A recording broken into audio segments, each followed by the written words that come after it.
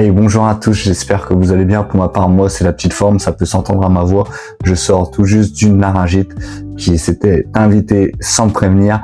Donc du coup je suis encore un peu fatigué et j'ai la voix un peu différente de sur mes autres vidéos.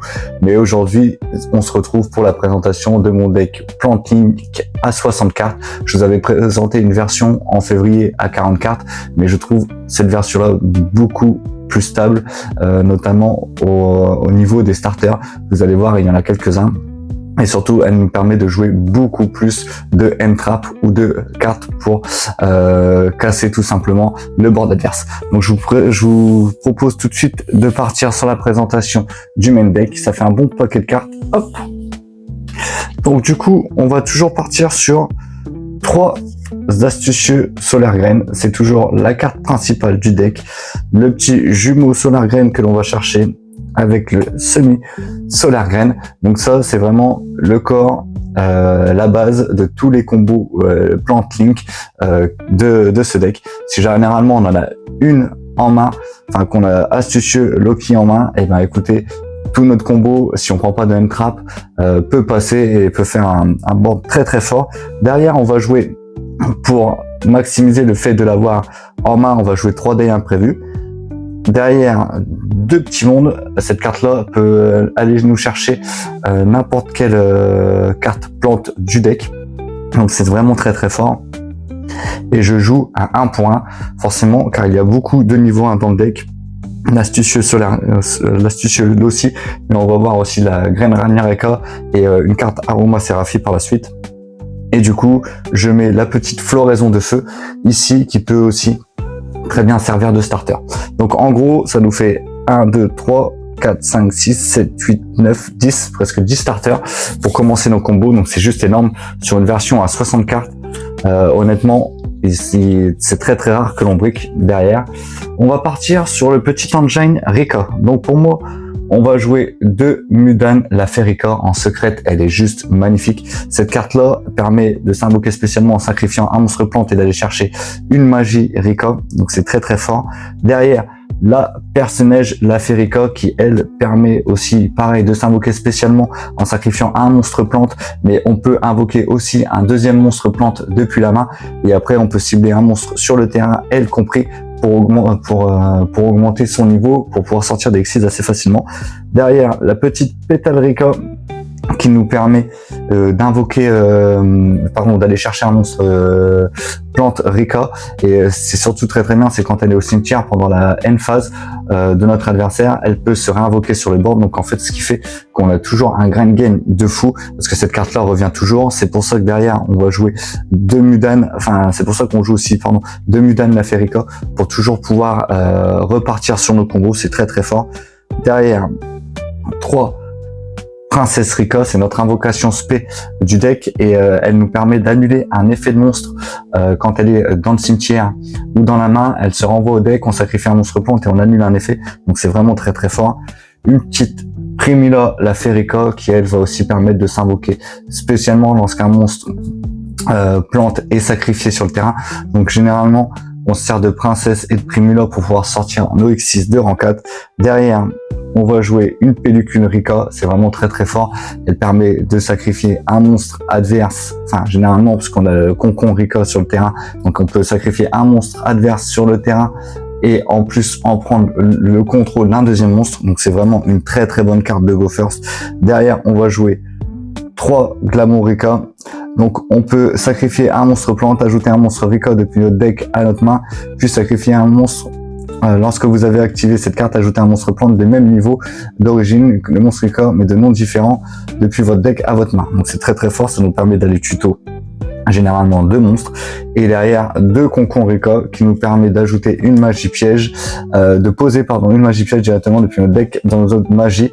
Le reste de ce tour, vous ne pouvez pas utiliser cet effet de concon Rika qu'une fois par tour, si vous allez sacrifier un monstre plante que vous contrôlez, vous pouvez activer une carte en effet Rika, vous pouvez sacrifier un monstre face Rika contrôlé par votre adversaire. Donc c'est ce que je vous disais, généralement pour faire l'effet de pellicule Rika. Donc c'est juste très très fort. Donc voilà le petit engine Rika. En plus c'est magnifique, ça brille très très fort, que ce soit la Primula, la petite pellicule ou tout simplement la petite Mudan, elles sont juste magnifiques ces cartes-là. Donc c'est juste un réel plaisir de les avoir. Derrière, on va jouer 2 Rosalina Aroma Lilith. C'est un choix, on pourrait en jouer 3, mais honnêtement 2 j'en ai besoin pour le combo principal, et après c'est toujours bien de pouvoir aller en tuto une autre pour pouvoir gagner des points de vie, c'est quelque chose qui peut être très important. Derrière, on va jouer un petit Laurier Aromage, donc pareil, c'est ce que je disais, cette carte là fait partie du combo parce qu'on l'invoque, quand on invoque spécialement Rosalina Aroma Lilith, et ben on peut invoquer spécialement un monstre Aromage, et cette carte là, quand elle est envoyée au cimetière, elle nous permet de gagner 500 points de vie, et vous allez voir qu'avec les cartes dans l'extra deck, honnêtement c'est juste gratuit de gagner des points de vie. Derrière, un petit mélange d'aroma, très bonne carte pour fusionner. Si nos lieux points sont supérieurs à ceux de notre adversaire, on peut utiliser des monstres depuis le cimetière, mais ils seront bannis. Pour sortir une fusion, c'est juste gratuit. Les vents humides, pareil, celle-là, elle nous permet de gagner 500 points de vie, ou alors en payant 1000 points de vie d'ajouter un monstre comment dire, aromage. Donc c'est très fort. Voilà, c'est 5 cartes qui font un gros plus dans le deck. C'est vrai que j'en ai pas forcément parlé, mais Rosalina Aroma Lilith est un starter aussi. On peut la norme, aller chercher Laurier et tout de suite partir sur nos links. Franchement, honnêtement, c'est un très bon starter quand on a que celui-là en main, mais ça arrive pas très souvent. En parlant de starter, on enchaîne du coup sur 3 Ragnareka, la graine maléfique, qui elle, quand elle a, on peut permettre de s'invoquer spécialement en défaussant un monstre plante depuis la main, et elle, quand elle est invoquée, on peut aller chercher une floraison Ragnareka et un scarabée samouraï. Donc alors c'est j'ai dit on peut aller chercher une floraison, mais c'est une carte magie ou piège Ragnareka, et vu que je joue que floraison, donc c'est vraiment très fort, parce que cette carte là permet à tous nos monstres de gagner 300 points d'attaque, et en plus si on a un monstre dans le cimetière ou qui est banni, on peut le réinvoquer sur le terrain, donc tout de suite on peut partir sur nos Link 2. Donc c'est un très bon starter, et ça nous amène exactement aux mêmes bornes que si on passait avec l'Ossi. Donc c'est vraiment très bon. Derrière, on va jouer 3 Therion Lily Borea, 3 Therion Regulus et un Discolisé. Donc voilà pour l'engine Therion, ça nous apporte un plus. À faire attention, c'est vrai que je ne l'ai pas dit, mais comment, avec la, je sais plus si c'est Princesse, oui c'est Princesse Rika pardon, qui nous lock en monstre plante, donc bien faire attention de ne pas l'invoquer avant d'avoir fait Therion, sinon on pourra pas le sortir. Donc ces 5 cartes là, honnêtement je les joue, ça apporte de la consistance, c'est des monstres de niveau 8, donc c'est toujours intéressant. En plus Lily elle a quand même 2400, donc c'est pas mal pour aller chercher comment dire, l'OTK sur la fin, mais j'essaye sur une version un peu plus à 55 cartes de plus les jouer. Alors c'est sûr, quand ça passe, c'est une negate en plus, mais honnêtement je pense que le deck pourrait s'en passer. Donc à voir. Pour l'instant je l'ai mis, ça apporte de la stabilité au deck, c'est toujours pas mal de sortir des monstres de niveau 8 avec de l'attaque, et surtout ça nous apporte Regulus qui est une negate, mais à voir par la suite si jamais je pousse un peu plus le deck. C'est vrai que j'en ai pas beaucoup parlé. J'étais sur Shadow, après je vous ai présenté comment dire, Shadow, c'était Chimère, mais j'ai toujours bien aimé ce deck là. C'est vrai que je l'avais mis un peu de côté parce que je voulais pas jouer de deck combo pour le CDF, mais du coup je réapprends et je m'amuse énormément à jouer. Franchement c'est un très bon deck combo, mais il y a différentes versions de jouer, il y a beaucoup de play, et honnêtement c'est très plaisant, et en plus le Go First est vraiment très fort. Donc derrière on va passer au End Trap, si je ne m'abuse j'en ai 19 dans le deck. Donc on va jouer 3 Floraisons de Cendre, 2 Uluberlu.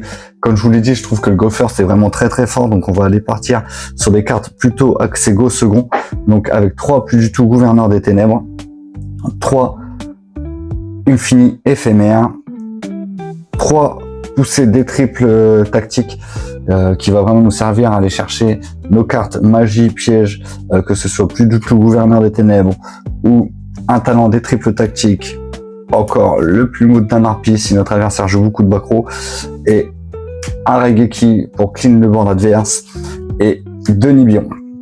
Donc voilà pour les cartes du main deck. Honnêtement ça tombe plutôt pas mal. Je vous ai dit la seule petite question c'est les cartes Therion. Donc pour l'instant je les laisse, on verra bien, mais il est possible que dans un avenir proche je les retire. Après je sais pas par quoi les remplacer, on verra bien. Peut-être juste jouer la version à 55 cartes, je verrai. Donc, pour la Link, on va jouer Andreas Solaire Avalon, pareil. J'ai pas besoin de le présenter, cette carte-là est limitée. Le guérisseur Solaire Vigne, qui va avec l'archétype de l'astucieux aussi. Derrière, une petite batteuse Solaire Vigne, une danse espionne Sylvain qui nous permet de piocher et surtout de moduler nos niveaux, très très pratique. Derrière, le soldat squelettique Ragnarokla qui nous permet avec l'archétype Ragnarokla de sortir le même board. Derrière, on va passer sur les monstres Aroma Seraphie. Donc on va jouer une Magnolia Aroma Lilith qui elle nous permet de bannir des monstres en payant des points de vie, et surtout si on gagne des points de vie, elle permet d'augmenter tous les monstres de type plante du monde de l'attaque des points de vie que l'on a gagné. Donc c'est vraiment très très fort pour faciliter les OTK. On peut vite monter à des monstres à 3500, 4000, c'est vraiment très très fort. Derrière, 3 Jasmin Aroma Seraphie. J'en jouais que 2 à la base, mais cette carte-là est beaucoup trop forte pour s'en passer.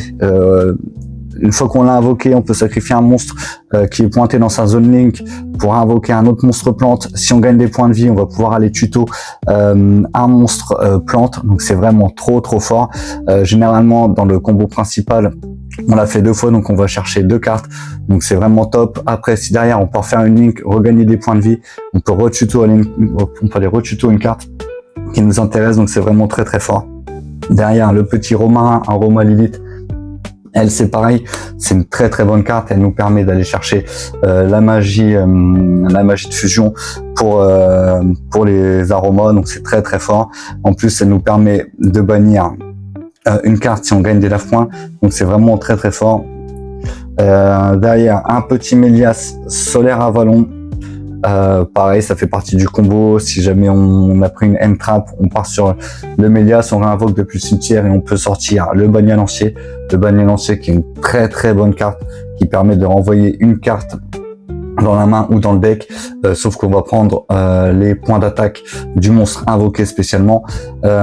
Si on a besoin de sacrifier, on peut la sacrifier. Après, on peut bannir 2 monstres Link, par exemple une Link 3, une Link 1 ou 2 Link 2 pour la réinvoquer sur le terrain. Donc c'est vraiment très très fort. Et derrière, on va passer au Xyz. Donc elle, Sterena, la reine Rika, qui nous permet juste tout simplement de recycler nos monstres plantes qui sont dans le cimetière en détachant le matériel. Mais généralement, on va essayer de la sacrifier pour pouvoir invoquer un monstre plante de n'importe quel rang. Donc généralement, ce sera bête sacrée, arbre, je vais y arriver, bête arbre sacré Hyperiton, qui lui est juste une negate en fonction des matériels qu'il a. Si c'est un monstre, on aura une negate d'effet de monstre. Si c'est une magie, une negate de magie. Et si c'est un piège qui lui est attaché, eh ben ce sera une negate de piège. Donc c'est vraiment très très fort. Et derrière, la boss monster Rika, qui est une X6 de niveau 8, qui elle nous permet de sacrifier un monstre sur le terrain adverse et du coup de bannir la carte. Et pour chaque carte bannie, cette carte là gagne 200 points d'attaque, si je ne dis pas de bêtises. Voilà pour la présentation de l'extra deck. Donc il n'y a pas beaucoup de place, c'est assez restreint, mais honnêtement ça fait énormément tourner le deck. On va passer au side deck qui pour ma foi va être classique et assez personnel. Je vais jouer 3 Mulcharmy Fuvalos, 2 Purulia, 3 gouttelettes de l'interdit. Peut-être les rentrer en main deck ces cartes là, mais à voir derrière comment on tourne le deck, si j'en ai vraiment besoin. Je vous avoue que je joue une version sur Master Duel à 55 cartes où gouttelette est dedans et je la trouve plutôt bonne. Donc à voir honnêtement au choix, mais on n'a pas de side deck sur Master Duel, donc c'est un one shot, soit on est premier, soit on est deuxième. Donc à voir. Derrière, 2 golems de lave que je pourrais très bien remplacer pour des sphères de robe, pour les decks qui font énormément d'invocations. Donc c'est vraiment très très fort. En plus, on peut se permettre de jouer 2 golems, car généralement on n'a pas forcément besoin de notre norme, donc c'est vraiment très très fort. Une rivalité des seigneurs de guerre, forcément, vu qu'on ne joue que des monstres plantes, ou un insecte qui est Scarabée, Samouraï, Ragnarokla, donc on peut largement se permettre de la jouer. Derrière, le 3e Nibiru en side, et pour gérer les boards adverses, 3 orages foudroyants. Donc voilà pour le side. Si jamais je devais faire un petit tournoi local et que j'utilisais ce deck là, honnêtement je pense que je partirai là-dessus. J'espère que cette petite vidéo vous aura plu. Si c'est le cas, n'hésitez pas à vous abonner pour ne rien louper des prochaines vidéos. C'était Atlas 510, au plaisir de se retrouver pour une prochaine vidéo. À bientôt.